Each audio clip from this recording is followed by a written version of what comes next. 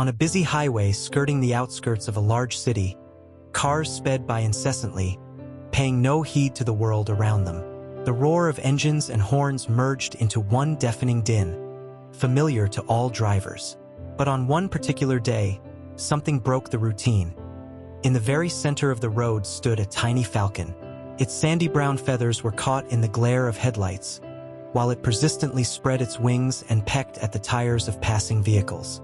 Such behavior seemed utterly absurd. After all, a wild bird typically avoids both people and noise. Officer Sophia, patrolling the highway, received a report of a strange incident on the road. Arriving at the scene, she saw drivers slamming on their brakes in panic to avoid hitting the falcon. Some tried honking, hoping to scare it away, but the bird refused to retreat. Parking her cruiser, Sophia set out traffic cones, redirecting traffic to one side, and cautiously approached the intrepid little bird. Up close, she noticed something metallic glinting on the falcon's leg. Leaning in, Sophia saw that it was a pendant resembling a hiker's trail marker. She paused to wonder, how did a wild bird come to have such an item? When she extended her hand, the falcon unexpectedly hopped onto her glove and looked straight into her eyes, as though begging for rescue. A driver named Daniel had pulled over nearby. Seeing the officer's predicament, he offered to help divert vehicles and block off a section of the road. While Daniel set up barriers, Sophia examined the small pendant. It bore initials and some faint engraving, likely belonging to someone who had recently gone missing in the area. Sophia recalled a hiker named Jonathan, whom rescuers had been searching for over several days. Everything pointed to the conclusion that this falcon carried Jonathan's belongings. Before long, Dr. Mitchell, a specialist in the behavior of birds of prey, arrived. After examining the falcon, he found no signs of illness or injury. Yet the pendant confirmed their suspicions. Perhaps the bird had deliberately come to the highway to get people's attention. The pendant, likely denoting a route or serving as a distress signal, lent credence to that idea. Accepting the oddity of the falcon's behavior, Sophia, Daniel, and Dr. Mitchell set off toward the forest where the missing hiker had reportedly last been seen. The falcon flew on ahead, leading them into the thicket. The roar of traffic soon faded behind them, replaced by the rustle of foliage. The bird occasionally paused to ensure the humans were catching up. Along the trail, they found signs of recent human presence: snapped branches, uneven boot prints pressed into the wet soil. Everything suggested that Jonathan had come through here not long ago.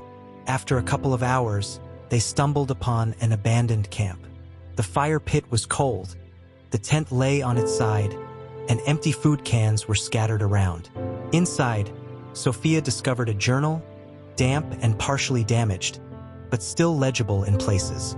One page described a leg injury and mentioned a falcon that refused to leave the hiker's side. The final entry recounted Jonathan fastening his trail marker to the bird's leg in a desperate hope that someone would notice. Realizing how critical time was, the three rescuers pressed on.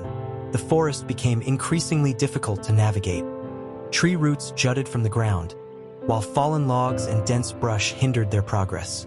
The falcon kept calling out, as if pointing the way. Evening arrived, and the waning light made the path still more treacherous. Only their flashlights illuminated the narrow trail.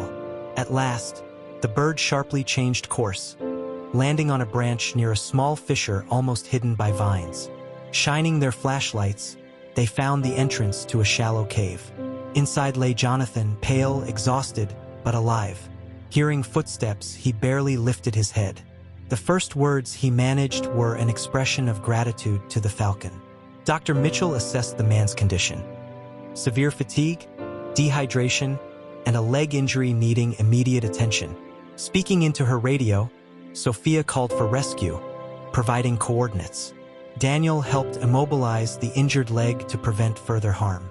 Meanwhile, the falcon perched on a rocky outcrop, silently watching as Jonathan was prepared for evacuation.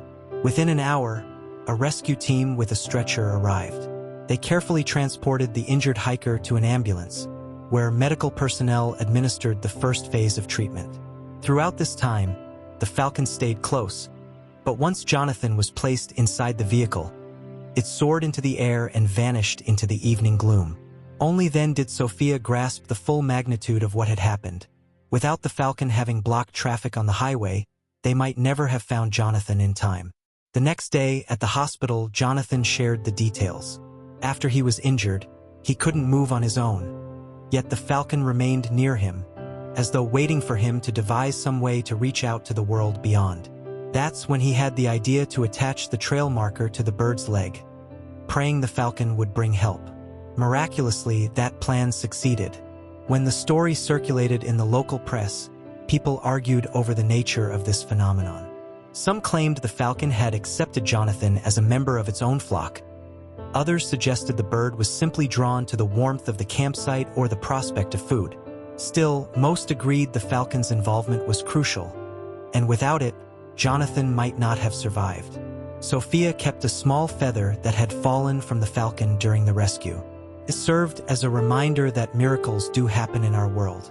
Dr. Mitchell published a paper describing this remarkable episode, emphasizing that sometimes avian behaviors go beyond what we typically expect from wild creatures. Daniel, for his part, told friends how he had set out that morning just to commute to work, only to find himself part of a life-saving event.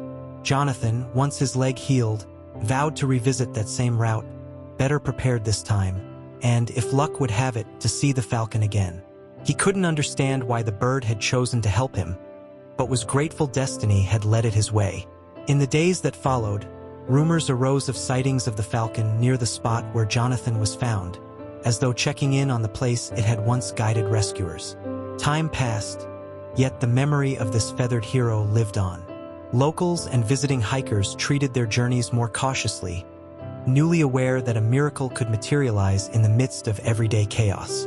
In turn, the Falcon became a symbol of nature's power to respond to human distress. Whenever anyone recounted the tale, they highlighted the notion that a true hero might arise from the most unpredictable places, and salvation might well descend on the wings of empathy and compassion. Thus, the little Falcon, having stood its ground amid speeding cars, wove together the destinies of strangers. Thanks to its persistence, Jonathan regained his life, and the others involved found their worldviews shifted. Though no one ever saw the bird so close again, the memory of that encounter endured, proof that miracles remain possible as long as someone is willing to heed them. For many, this story became a symbol of hope. Turned out that even on a crowded highway, where people only look straight ahead, a genuine wonder could take place. Human responsiveness intertwined with the Falcon's natural instincts. Whether or not the bird consciously sought help became a broader question about the limits of interspecies understanding. Even skeptics conceded that the Falcon's behavior exceeded mere curiosity. Once he had recovered, Jonathan said the Falcon had helped him keep his spirits up. Sometimes it would circle nearby, and once it even scared off a predator. To him, the Falcon was more than just part of the local wildlife. It was a true friend. In this way, people realized there is far more goodness in nature than they might have presumed. Locals passed around stories that the Falcon occasionally reappeared at dawn over the forest's edge, as if making sure all was well. In this manner, the legend of the brave bird not only persisted but inspired everyone who heard of its extraordinary mission. Forever,